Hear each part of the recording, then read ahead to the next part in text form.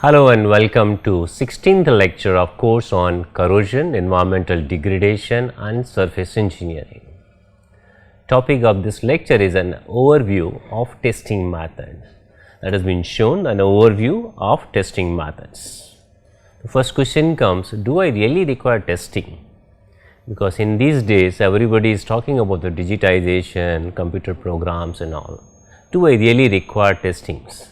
So, answers are written on the first slide itself. It says that many times we require structural integrity as well as we know the functional behaviors are also important.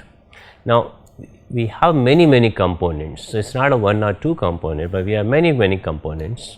So, that is why we say it is a diverse component and system. Now, when we want some definite performance from a system or components, they need to be evaluated.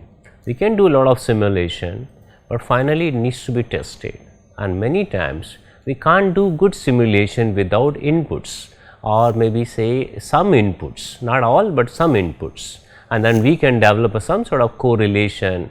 Maybe we require 3 parameters, we can drive 10 parameters out of that. And so, it is a perfect combination of the software and hardware, both are required, and that is why we are trying to give emphasis that because we require hardware, we require data, we require testing methods. So, that is why the first lines the point says the structural integrity and functional behavior of the diverse component and system must be evaluated by critical engineering test, and we have many ASTM standards also available. So, that is why we are using the word critical engineering test to ensure safety. As I mentioned in my previous lectures, that health is one of the important issue, and wherever the people are really operating the equipment, their safety is important, and if there is some sort of contamination, pollution or damage, that will really affect the society. And we have covered a couple of case studies indicating that how there is a direct relation between the systems and the human community, and then if there is some damage to any one of the equipment, then naturally the society is also getting affected with that. So, that is why we say the safety is important. Then we want some sort of performance, and then we really require to rely on the performance. So, that is why the dependability and performance are important parameters for us also. So, this is a why we say the testing is important from that point of view. Now, how do we really do the testing and what is really essentially required? We say many times we need to subject the models. We are using the word models, not necessarily we really require actual equipments. We can make some sort of scale down models or some representation of that equipment, and then those models need to be loaded, because most of the time the mechanical units need to bear the loads. So, they need to be loaded or series of loaded, it can be kind of variation in the loads also possible. So, that can be done, and then we often check their flexibility, stiffness and then other related parameter as well as the strength of those parameters. So, we really require the properties, because as I mentioned in the software we really require the data, and those data will come from this test, so that we can develop a newer method, we can develop a newer material, newer technologies. Unless we have this data, we will not be able to do those things. So, that is why it has been written there, and then another comes to the durability, as I mentioned earlier, as well as how much really it can sustain the different kind of the loads. As I initially mentioned, the load or series of load, but we also need to think about the cyclic load. And in one of my lecture I said very clearly that almost every system is subjected to cyclic loading. We do not have any fixed loading as such, variation will be there. Now, how much variation, that can be decided, what will be the standard deviation about the mean value, and then we can think, but more or less all the systems are subjected to dynamic load. As I mentioned in one of my lecture also, that because of the wear out of the material, dimensions will change, clearance will change, contact conditions will change, again that will bring some sort of dynamic loads. So, if somebody says that the cyclic loads are not coming, no, it is not. Cyclic load will be there even in rolling element bearing. When you put some constant load, but rolling elements are continuously rotating, it will be loaded, unloaded, loaded, unloaded. So, it will be subjected to dynamic load. Same thing happens to gear, same thing happens wherever there is a mashing or some sort of the loading and unloading mechanism directly not, but indirectly happening.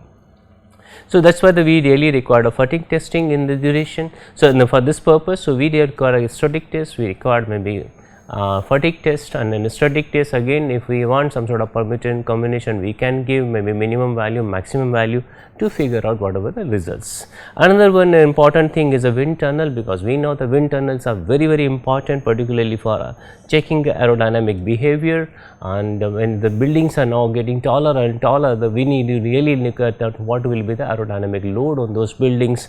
Bridges are also subjected to the aerodynamic loads, and moreover another aeroplanes and maybe say the aircrafts, they are important, and the elements which are being utilized for this and then the systems, those are very important. So, we really require this kind of tests. So, we can say the first is important, second is important. Now, third one is what we are saying, that realistic situation. Suppose we have done some sort of a model and we have tested in the lab, but what will happen to an actual case when really the systems are running. So, but that is why we say that we really also required some realistic setting, or maybe the performance in realistic setting, and then we often utilize some sort of vibration analysis, deflection or strain analysis, thermal performance. And like I mentioned about the Titanic failure, and I mentioned that the water tightness was one of the major issue, and then the water got in, then locked into the compartment and the flooding happened also. So, those things are important when we think about the power losses. The energy efficiency will turn out to be very important. So, these are the realistic cases, or maybe we do not really do only the lab test, but we do the performance test on the actual systems. So, those are important. And most of the tests also can be conducted initial level before really launching a complete product, or the brief product can be done also in the lab test. In that situation only we need to scale down the models, and when we scale down the models, naturally we will be losing something, but we will be gaining a lot, and then we can understand, we can continuously improve. That is why I have written here, the based on the results of the test whatever we are getting, we can make necessary adjustments and modification. When we develop any new technology, new material, naturally we need to perform a number of experiments, and even though we do a lot of simulation, that simulation itself requires the data. Those data requires some sort of test which can be performed, maybe say I can utilize a second one, a lab test related also, but when we do this kind of thing, then we will find some sort of lacuna, some sort of lack of understanding. We need to build on that, we need to develop a really new finding, or maybe compile a new finding and continuously improve the performance. So, that is why it is written, it is a, we can make a necessary adjustment and modification to the structure to guarantee efficacy and safety. So, we really require tests to achieve this one. Now, there are some other kind of thing with visual inspection. Generally we go ahead where maybe it is a very popular method, really we do that kind of thing. So, visual inspection and the kind of radiographic testing, and sometimes we do ultrasonic waves testing and some magnetic particle testing. These are the some of the very known and well known non-destructive testing, and that is why we say that the non-destructive testing is playing a very important role, particularly for this course. We do have a destructive testing, and maybe in the following 2-3 slides I will explain those things, but we want continuous improvement. If there is a need to continuously improve, mostly we should look at the NDT performances. We need to have evaluation continuously, so that we can take necessary measures. Another thing is that even the system has been developed, it has been launched, but what will be the requirement of the maintenance, it will vary from one situation to other situation. In that case we really require NDT test, and I will be explaining few techniques on that which will be really required, and it is, as I mentioned, that it is important. And in previous lecture I explained that major thing is the local defects. We are not looking the complete failure, even initiation of the failure, or maybe say the local defects. If we are able to identify, repair or maybe corrections will be much easier at that level, it will not cause major casualty. But if we do not really look at those points, then a major casualty may happen, major losses may happen. So, that is why the NDT plays very important role to inspect and maybe and then with the correlation or whatever with the science we can develop a relation that what kind of a measures or maybe what kind of maintenance strategy are required under the various situations or various conditions. Then this is the NDT, and I mentioned about we really required a data for the simulation or modeling. We required a tensile the data, we require compression, we require a banding related hardness also. So, these are the properties which will be requiring when we do the kind of performance test, or maybe say we really required a simulated performance test. We do a modeling and then we try to simulate the actual case. These data will be required not only for the metals, it may be also required for concrete, wood or composite materials, and composite being a newer material, and many people are trying to replace other conventional materials with the composite materials. Naturally, more and more properties and maybe under various situations, because composite properties are very sensitive toward the shape, size and then in gradient. We really require more and more results on the data to really give the good results from that. So, this is what I try to convey, that testing methods are important. That is why this lecture is required for this course. Now, and the thing from whatever we have already discussed a number of times, we have discussed something like a corrosion testing, and then we have shown a couple of ASTM standard for corrosion testing. So, I am just trying to brief what we have already discussed. What we say that corrosiveness of the material under controlled condition.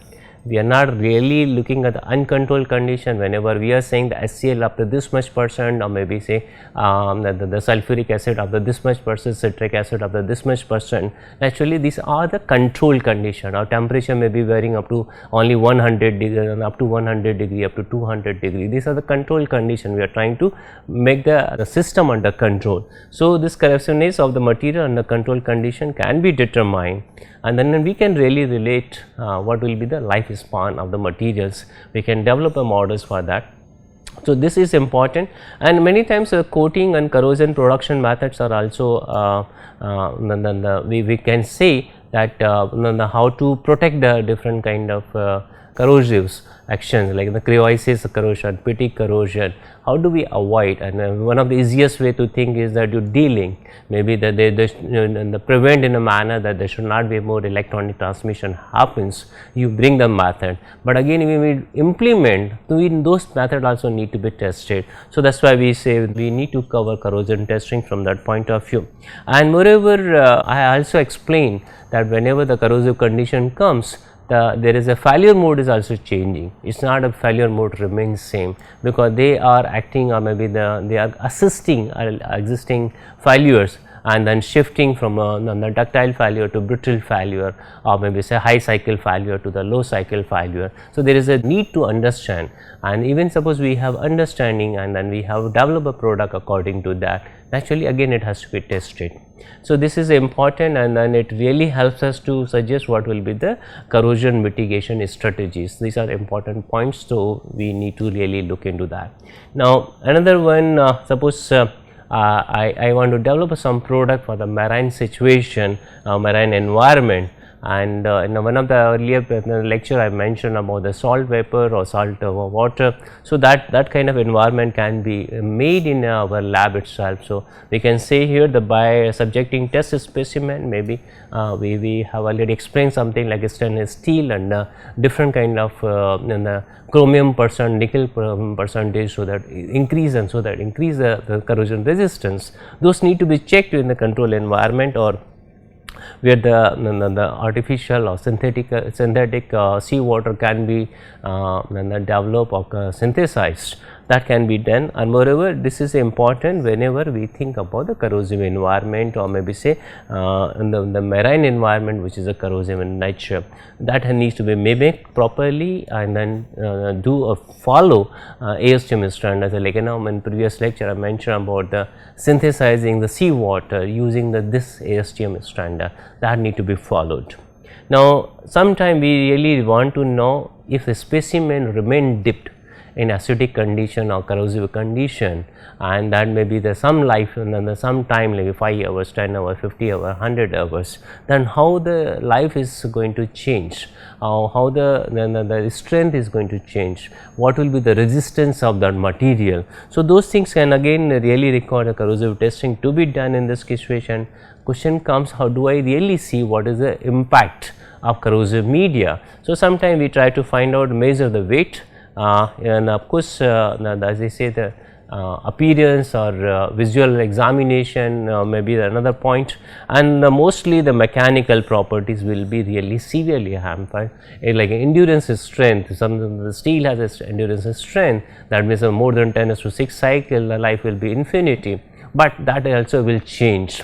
Maybe there will not be any limit, and continuously with the increase in number of life or maybe number of hours or number of cycles, life the strength will continuously go on decreasing and decreasing. So, there is a change in maybe even whatever test we have done initially, and then if we do a corrosive testing or the testing in corrosive environment, results may be different significantly, and then those results also may be time dependent also. It is not that whatever we have tested today and then it will remain constant for irrespective of time.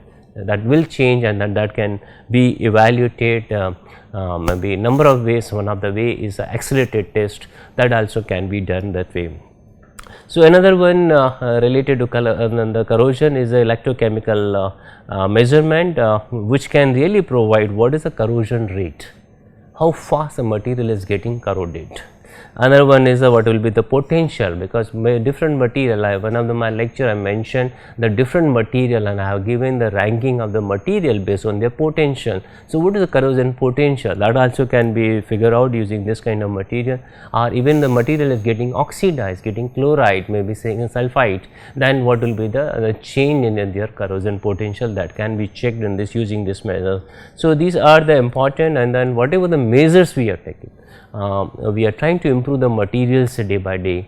Then if we are really doing some sort of nano coating or micron coating, and then how the product is really changing, what will be the effect of that corrosion protection system as such, that is required. So, that is why there are a couple of equipments, the potential dynamometer, dynamic scanning is one, and then we try to figure out the electrochemical impedance spectroscopy, polarization resistance. These are the instruments particularly suitable for the corrosion testing, and that these are important in this situation. So, that is why we say these are the useful in electrochemical testing methodologies.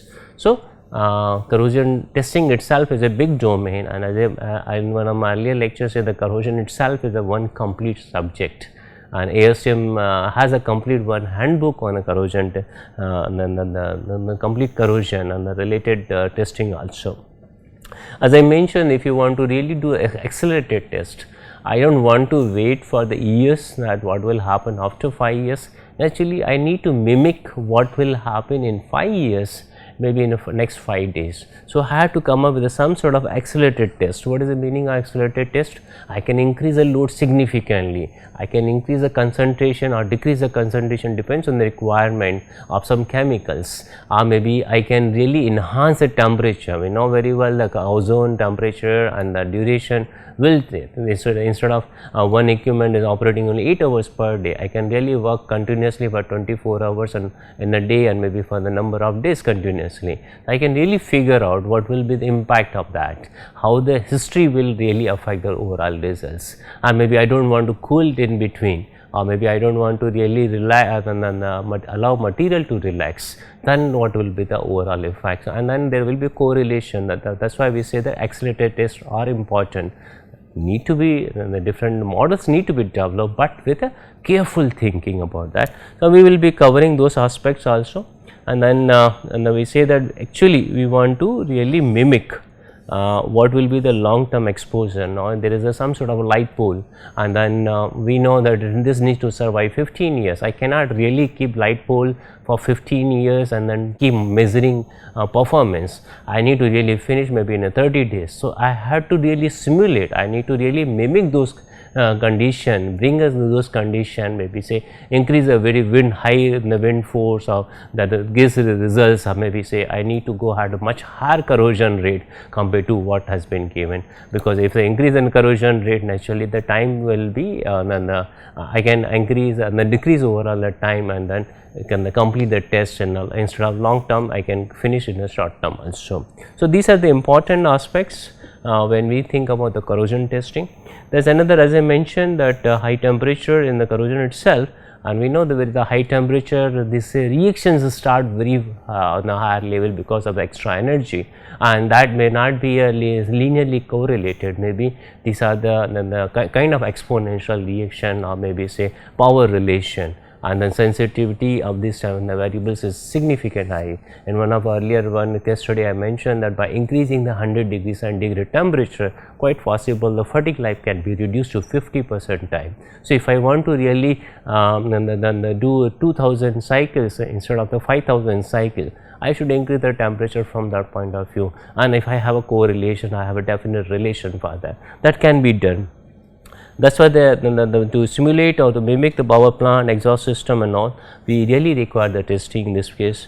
And in this case, the big companies, they have their own R&D centers, and then they keep doing this kind of test. And from academics point of view, at least the initial knowledge is very important. We may not have a complete knowledge, but we need to require a knowledge which can be compiled and then go ahead with a systematic manner, so that in future whenever we have a functioning in a company, we are exposed to this kind of environment, we can compile our knowledge in a slightly better manner, maybe get a better results or maybe the better data, and then we can improve overall system with our own creativity, our own thinking, which may not people have thought of. That's the science. Everybody is individual and can think slightly bit different manner, and naturally when the more and more people think in a common goal, or maybe say to improve the performance, day by day performance will improve. So, these are the testings are important, data are important. We do not have to just in a science way, we say that do not have to believe whatever has been mentioned. Many times we need to prove ourselves, because we know the situation has changed, environment has changed, temperature has changed, environmental pollution level has changed. Maybe say around 20 years back, SO2 level was not that high, or maybe the NOx and all were not very high that much, or maybe the particles debris were not very high. No, but the environment has changed. So, how to really get a good performance from our systems even in this polluted environment, then that is need to be done, and maybe also get a improved performance compared to previous one. Then only we can be competitive, otherwise we will not be able to be competitive in the world. Now, we also have discussed earlier in our lecture something like a material testing. We said also the tensile test, because we really require a mechanical engineering point of view or maybe metallurgy point of view tensile test. It can be yield strength, it can be UT, and then the ultimate tensile strength. That is what is required in this case, and many times it is really required from fatigue point of view, that if there is a when the crack is getting initiated and how it will be propagated, and other property, fracture related properties will be required in addition to that, but this is a minimal kind of properties. That is why we are using the word ultimate tensile strength, yield strength, elongation.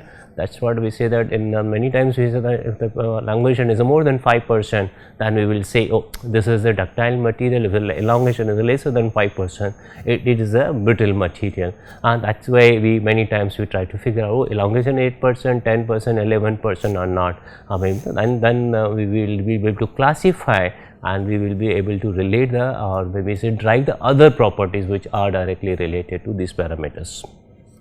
Now, in fatigue testing, what we do, we really load, unload the material. It load in unload in terms of, it can be temperature related, it can be load related, it can be stress related, whichever we really want to mimic, and then it can really mimic the damage to the material, and then we really need to perform experiment like one of the creep tests. We know that it can run for the months, but we can do accelerated tests with that, and then we can try to mimic mimic a situation that we are getting higher scale factor.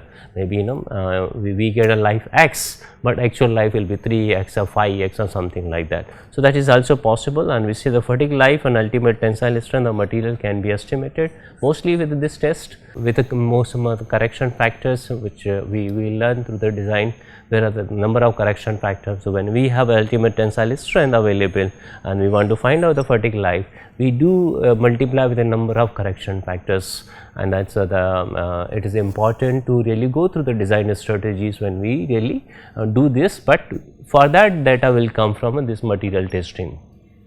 Another important parameter generally from a fracture point of view is the fracture toughness.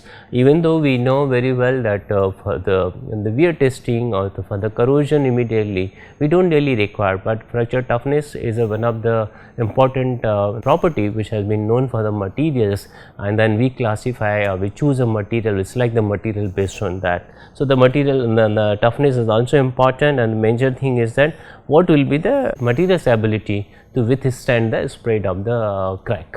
That is important for us to understand. Another one we say that sometimes we say what will be the critical stress, which for the to avoid maybe to find out the threshold, that if the stress is more than that, then possibility of the crack propagation will be more or maybe significant, will be really countable. So, that is need to be also decided in this case. Another one is the fracture testing is determined resistance to crack formation also. Even though we mostly when we think about the fracture point of view, we try to we know that cracks will be there, but crack may be something like infinitely small, which do not have sufficient we say that the scope to get expanded, unless there is a material maybe some other associated parameter, or maybe the stress is going on a certain level where the very infinitely small the cracks can get accumulated and form something like noticeable crack, which from where crack propagation will start. So, initiation of the crack, what is generally used, initiation of crack, that means a kind of material which is subjected to stress. Beyond that, maybe say if the stress increases, then the crack will continuously increase. Otherwise, it may not be treated as a crack as such, maybe some sort of a discontinuity in material, like we use the word some sort of grain boundaries. We know that grain boundaries will be there, but these are the discontinuities. But will that be should be treated at the beginning itself, or maybe the stress concentration on the grain boundaries because of excessive stress, or because of the deformation, because of the geometry, or maybe this because of some sort of corrosion. Those needs are important, we need to think from that point of view. And then we say that overall the impact tests are also there to know whether material can withstand the breaking or not. So, this is the final form, and in our course we say we will be restricting ourselves to the only wear debris generation. We are not thinking for a complete breakage of the part, because that is a failure. We do not want that kind of failure. And then if wear debris generation or corrosion, or maybe chipping off of those wear debris which is coming out of the surface, if we are able to simulate, if we are able to judge, if we are able to really think from that point of view, we can avoid complete failure, we can avoid catastrophic failure, and then we can give well in advance on those information, and that is why the NDT plays important role. That means when we are making the product or system, that is initial level, but how it will behave in a real case or real life, or maybe say in working condition, those need to be tested, and necessary measures need to be accounted, or maybe need to be taken, as well as the mitigation strategies also need to be thought over. What kind of the maintenance strategy need to be applied to mitigate those kind of failures, that need to be need to be thought over. That is why we say engineers and material scientists use this kind of testing results to design structures, evaluate safety of the existing component, and develop new materials. If we know that some sort of manufacturing process is not correct, and we need to improve that manufacturing process, or some sort of heat treatment is not correct, we need to improve that heat treatment, or maybe the mixing, or maybe when you are thinking about the composite material, that some sort of ingredient of composite materials are not appropriate, or orientation are not giving the desirable results, that can be found only when do the testing. If without that, we will not, everything will be simulation, it will not give fruitful results. So, there is a perfect combination, the perfect combination of testing and simulation or modeling is required to achieve overall the better and better results, and what we say that better and better technology in a modern world. Now, this is just what we have already covered. Now, let us start with our lecture, and we are saying that there are testing methods. How do we classify these testing methods? How do we classify this testing method? What are the criteria? Now, before going to that, I am just saying that I have to think over. I need to make a team of 9. It can be product, it can be systems, it can be like even the various units, right. So, I am giving the number 1, 2, 3, 4, 5, 6, 7, 8, 9. So, the 9 units, whatever the units. Now, I think in any way. Now, I need to test whether this unit is a fit for overall performance or not. I need to test a second also, I need to test third also, because when we select or when we choose, we need to have some sort of quantified parameters. I can't choose randomly, right. So, that is why these units are important. Individual unit will play important role, right. Let us take the cricket team that made of the 11 people, right. Now, 11 need to be selected appropriately. I can't choose one the best or another one, I do not worry about this. So, every individual need to be the best.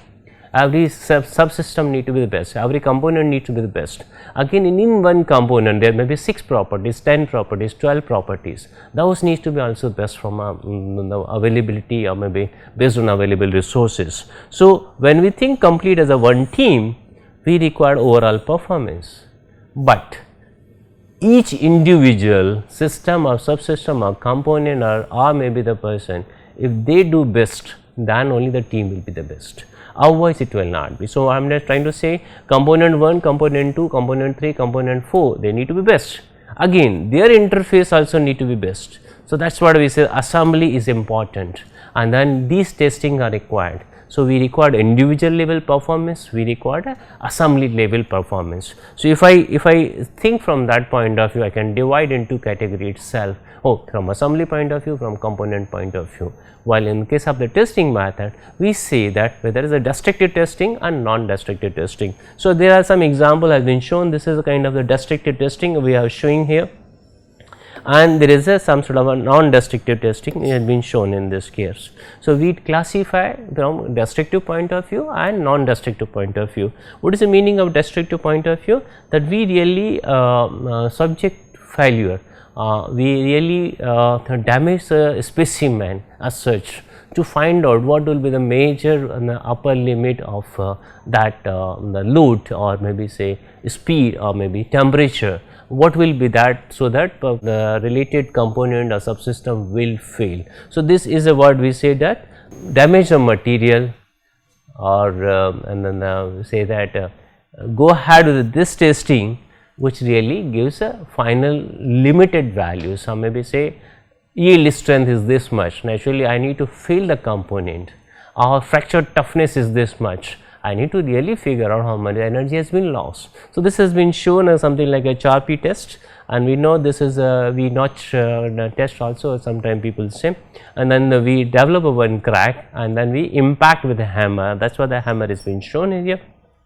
We impact and we try to figure out before the component fail in the two parts, how much energy was absorbed, right. So, that is what gives a kind of how much resistance it has against a failure. If energy has been given much lower, quite possible component will not fail that much, maybe the crack will initiate and then the growth to some extent, but then the life cycle will be still there. So, in this case we try to figure out that this is a destructive testing, I say D testing as such. Now, coming to the NDT, the kind of thing, here the complete assembly has been laid down, complete pipeline is there, maybe there are inside the fluid, maybe there is some pressure or maybe some velocity, and there is some unit on top of that to figure out. Now, it can be also, we can say that we can try to figure out what will be the coating on the surface and then whether it has got damaged or not. So, coating testing also can be done with using the NDT, or we are using the word NDT, non-destructive test, and maybe this the DT is a destructive test.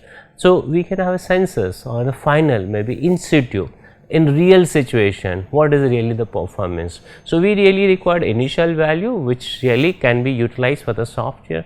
We can do a kind of a final performance testing also, which will give the results, yeah, whether everything is under control or not, if there is a some chances of failure or not. So, we can determine based on that. So, we can say the majorly classification will be something like destructive testing and non-destructive testing.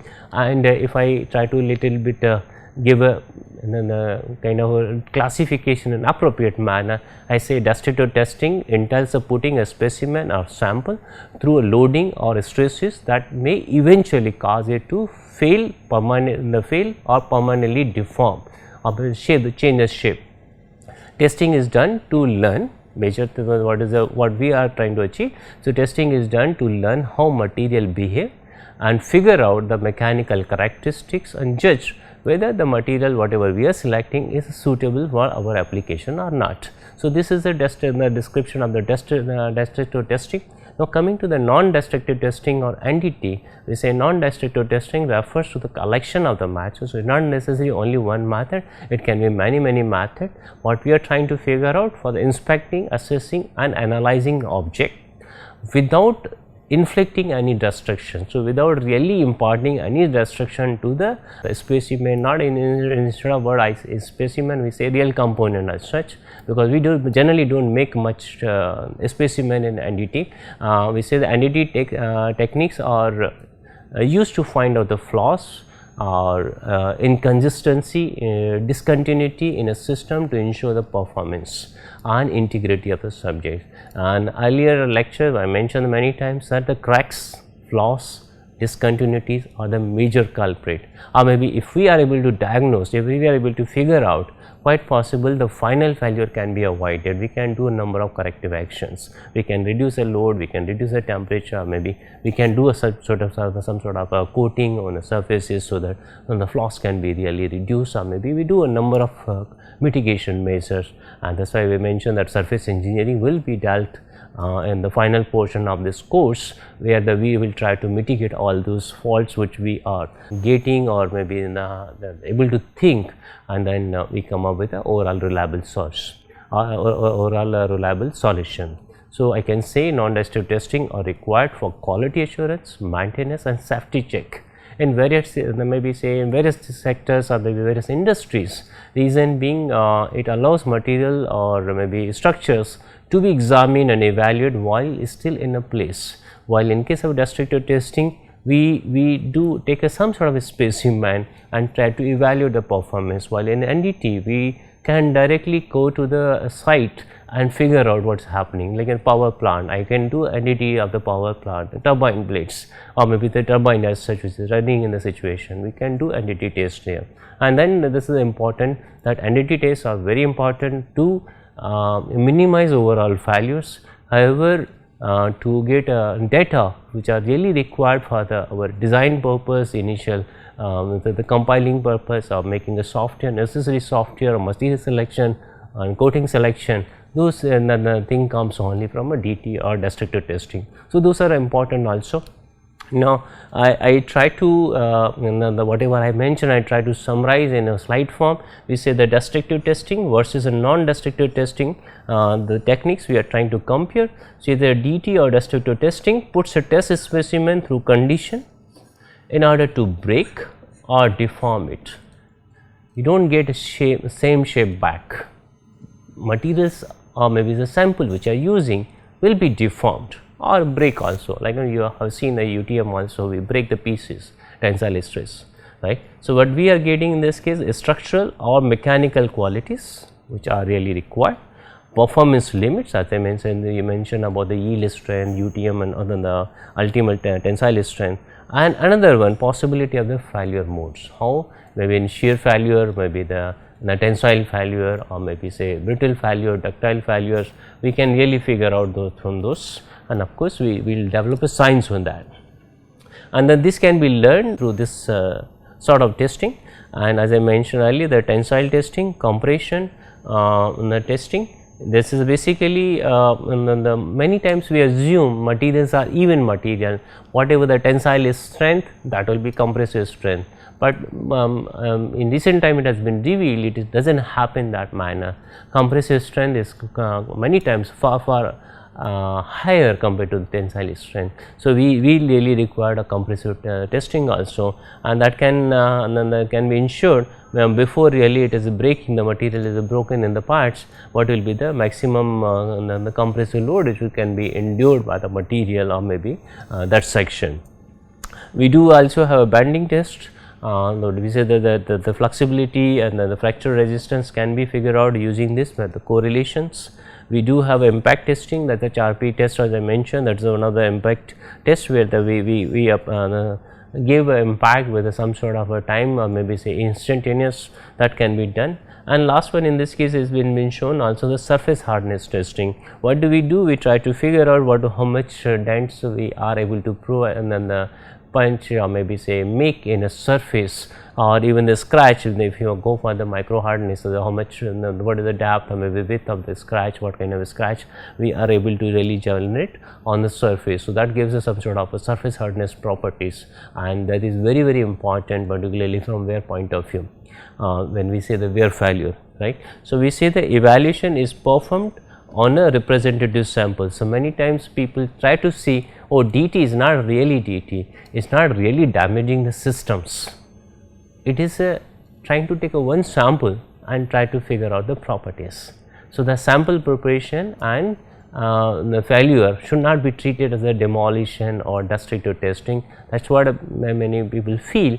That is what I am trying to say here, that the testings are performed on the representative sample, and in my view even the representative sample, if it is failing, it is a part of the destructive testing. Right. Now, coming to the non-destructive testing, we say NDT can assess the material or systems quality. In this case I am using the board, it is not only the material testing, it also try to figure out what will be the system qualities. It is try to figure out flaws, defects, breakdowns and some sort of a discontinuity or any anomaly in that, we say that, which is available in the system. So, but everything is done without any destructing integrity of the product, without any damage to the product. Maybe it is done in a manner that there should not be any damage to the concerned maybe related material or related system. Which is without impacting product's utility, non-destructive testing can assess quality and integrity, check its vital components, whatever the subsystem or maybe components, and even locate what are the weaknesses in the system, so that we can repair or rectify or mitigate those weaknesses and come up with a better one, right. So, that is why I say NDT techniques permit inspection, monitoring, quality control during manufacturing also, and while the product is in a service. So, from that point of view I find the NDT are very important for us, and we should opt NDT, and then if these are available. Now, reason being, sometimes we say NDT have 3 words which are very useful for us. What are those 3 words? It saves money, it really provides a good safety, and another thing is that it meets all applicable regulation. So, most of the NDT equipments are made in a manner, so whatever the regulation, without damage or without the deformation, those are met. So, that is why sometimes people say that it saves money, it is a good safe one, there is no destruction, no damage, and then it also follows all rules and regulation. So, the person need to really go through or read all the HSTP standard, and that is why many times people say whoever is a NDT operator, they require some sort of certification, whether they have cross level 2 or cross 3 or something like that. So, these are the important, and people need to really read those regulation and follow those regulations. Now, if I want to really now classify the testing method, so as I say now, again I am repeating classification of testing method, where I already have briefed that the destructive testing means the property and failure characteristics of test specimen. Again I am using the word, it is done on a specimen, it is not done on the actual system as such. Then while non-destructive testing, it really figures out the defect, detect the defects, quality, maintenance, what is the maintenance requirement for us. Another more important is economics, that whatever the measures which we are thinking, whether those will be economically beneficial or not. And as I mentioned that it really go through the rules and regulation, and whoever is really operating entity equipments, they really follow they go ahead with the regulatory compliance as such. And then this also really helps us to understand minor to minor detail about the technique on the system or the technology related technology, and there is a possibility of continuous design and continuous technology improvements. So, in recent time I believe that this kind of technique maybe more and more newer technique will keep coming, and it will really provide a more and more knowledge, so that really we can really come up with a better and better products. And that's why we say that production, of course, as I am mentioning that we required both the things. One is after really the system is in a place, that plays important role, and that's why the entity will be more important. But initially we really required a number of data that we required DT also. So that's why the production, quality control and safety assurance require these both the methods. I can't say only entity is the best, and I should remove completely descriptive testing. However, people are doing it, and they are trying to come up with a better and better method, that even all the properties which have been measured using the descriptive testing should be measured using the non-destructive technique. That will be very good, but it is still on the research phase. We do not have a complete gamut of those technologies or techniques which we can be utilized, and then unless it comes in a widely maybe say useful form, it will remain a kind of research topic. But research people are doing, and then they are trying to convert the destructive technique to the non-destructive techniques, so that more and more testing can be done, and the more statistical analysis can be done, and then we can provide better results instead of only making few samples doing a destructive testing. We know there is a non-destructive, we know that is a statistical method with the property all are statistical. Naturally, we require many samples to be damaged to come up with the right results. However, destructive testing, as I mentioned, the corrosive testing plays major role in this case, and the destructive testing, the corrosion is important, and we need to know about this. However, number of people are doing a simulation to try to replace the corrosion testing, but it will still take some time. Even we know the mechanical like a tensile, even the peel off test is also required maybe when do a coating on that surface, that how it will be really removed.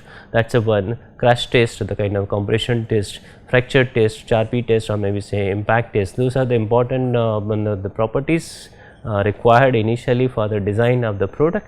That is one important, and maybe even the test specimen is made, what will be the endurance and strength, or maybe what will be the life, what will be the cycle. And then as one of the case study I mentioned that increase in temperature reduces the life significantly, but if you do this through the testing, it will really give more reliable results compared to only thinking from a modeling point of view, thinking only from simulation point of view.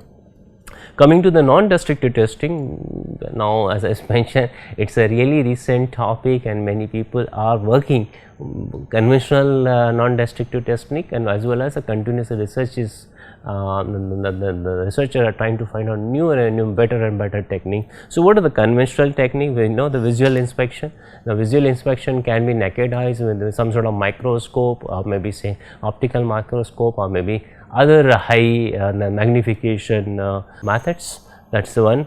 Ultrasonic testing, radiographic testing, magnetic particle testing also, that is what we will be explaining in the next few slides about it. We know the eddy current probes or eddy current test, thermographic test, or maybe thermographic cameras also, and we also know the liquid penetration test. We know the acoustic emission test, and this is a relatively new what I mentioned here, that the stress strain DIC testing is basically is that we take a image and correlate and try to replace existing strain based sensors. So, here when we are capturing the image, and then we are finding the relation or correlation, so that we is a completely non-destructive testing, and we are trying to figure out what will be the strength, what will be the stress, what will be the elongation, really without specimen is subjected to that level, to high level. However, these are the techniques which are really required, and this is the overall kind of overview. Initially, we will be covering this technique in one by one in more detail or depth. And if I really look at what is really the purpose, what are the main ways to then classify, and why we are putting in the two classes. So, we say the destructive and non-destructive testing are generally divided based on their purposes, and then whether samples are getting damaged, and what kind of samples are prepared, and what is the information these methods are conveying to the person, or to the person who is really doing this kind of testing, and whether what are the different application. So, these are the some major way that the classification or maybe say comparison has been performed. That is why I said here the destructive testing purpose is slightly different. We say we try to determine the mechanical properties and then limits on the properties, and that is what I was mentioned. While in the case of non-destructive testing, basic purpose is to find out what are the irregularities, discontinuities, and then so that we can avoid final failure, we can do a better maintenance. So, this is a very important from that point of view. I already mentioned that the destructive testing will the specimen which we are using will not be useful after that. So, we cannot repeat another test on that. While in the case of the NDT test, we can repeat the number of experiments on the same samples. We can really change sensors location, and then we keep checking the level. So, same units can be utilized for the number of times, and many times the sensors are engaged for the many hours, so that we can get some sort of a trained analysis also. So, here the samples are not damaged, or maybe the systems are not damaged at all, and while in the case of destructive testing, the samples are or maybe the systems are damaged.